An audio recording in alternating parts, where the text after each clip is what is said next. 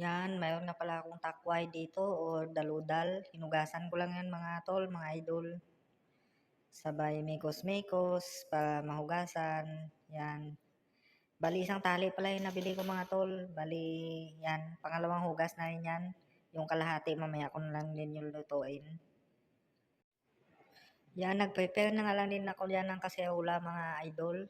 Yan na yung takway natin o daludal.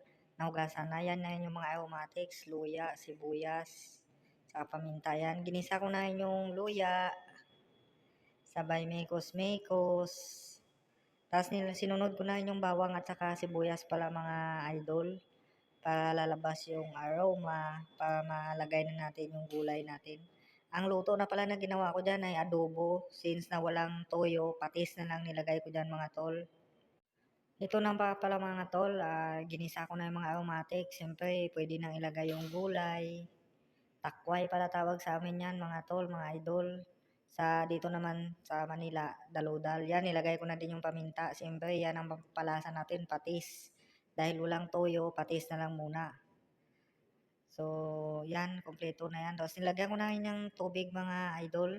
Yan pala ang maglalaga sa kanya mamaya. Tapos siyempre, dagdagan pa natin yan para sulit yung pagkaluto. Kunting apoy lang pala muna yan mga idol. Yun, ito na nga pala update mga tol sa niluluto ko. Yan, tinakpan ko muna yung kaserola ko para malaga. Yan na palang ano, na kumukulo na siya para malaga na. Yan na pala mga tol, mga idol.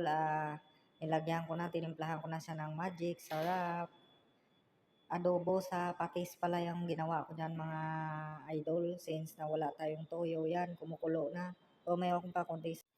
So, update nga pala mga tol, mga idol. Yan na, luto na siya.